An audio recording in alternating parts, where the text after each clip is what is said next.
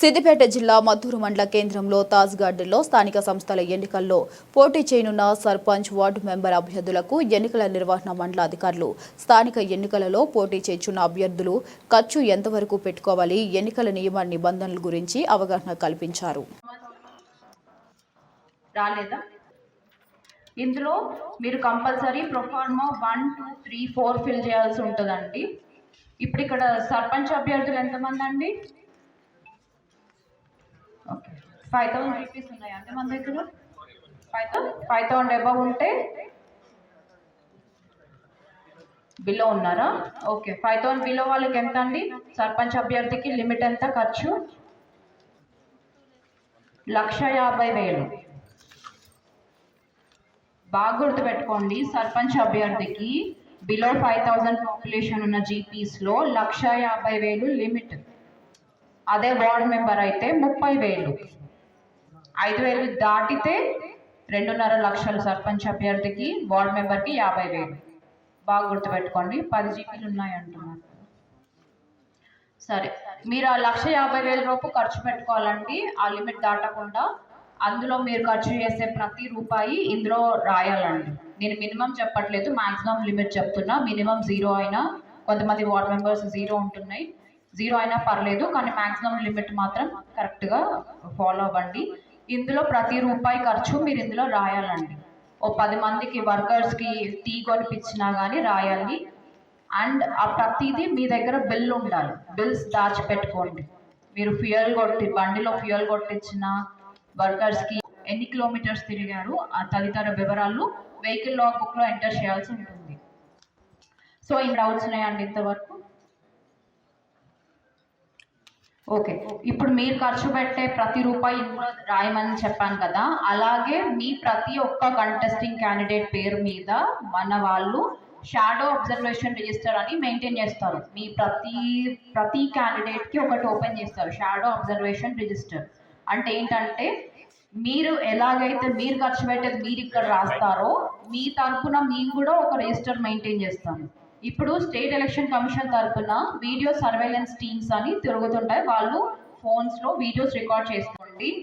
అందరు ఇది ఒకటి అడుగుతున్నారు, మేము జిఎస్టీ బిల్స్ అడగట్లేదండి. మీరు హోటల్స్లో బిల్ అంటే పేపర్ మీద అన్నా, ఖాళీ పేపర్ మీద ఏ దానికి ఖర్చు పెట్టారు, ఎంత ఖర్చు పెట్టారు, వాళ్ళ పేరు, డేట్, సిగ్నేచర్ ఇవి ఉండేలాగా బిల్స్ దగ్గర పెట్టుకోండి. మన మండలికి 15వ తారీఖు ఇన్స్పెక్షన్ ఉంటుంది. మీకు నోటీసులు ఇచ్చారు. 15వ తారీఖు లోపు కంపల్సరీ మీరు ఈ ప్రొఫార్మా. అందరూ బ్యాంక్ అకౌంట్స్ ఓపెన్ చేసుకున్నారండి? బ్యాంక్ అకౌంట్స్, కొత్త బ్యాంక్ అకౌంట్స్ ఓన్లీ ఎలక్షన్ పర్పస్కి మాత్రమే ఓపెన్ చేశారు కదా, ఆ అకౌంట్ నుంచే ప్రతి రూపాయి ఖర్చు పెట్టాల్సి ఉంటుంది. మీ ఈ లిమిట్ ఎంతైతే ఉందో ఆ బ్యాంక్ అకౌంట్ స్టేట్మెంట్, ఈ ప్రొఫార్మాస్, మీ బిల్స్, వాచర్స్. ఎవరైనా వెహికల్స్ తీసుకున్నారంటే, వెహికల్స్ కానీ ర్యాలీస్ కానీ లౌడ్ స్పీకర్ వాడాలంటే పర్మిషన్ తీసుకోవాలి.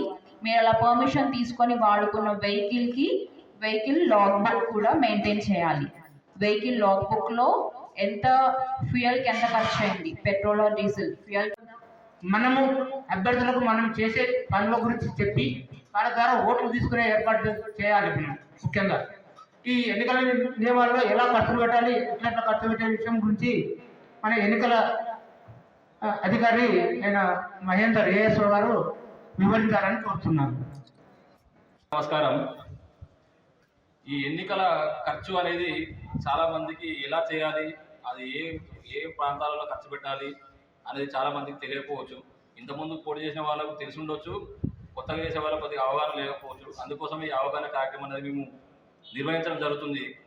ఎన్నికల ఖర్చు అనేది మన పంచాయతీరాజ్ చట్టంలో 237వ ఆర్టికల్లో మనం పొందుపరిచారు.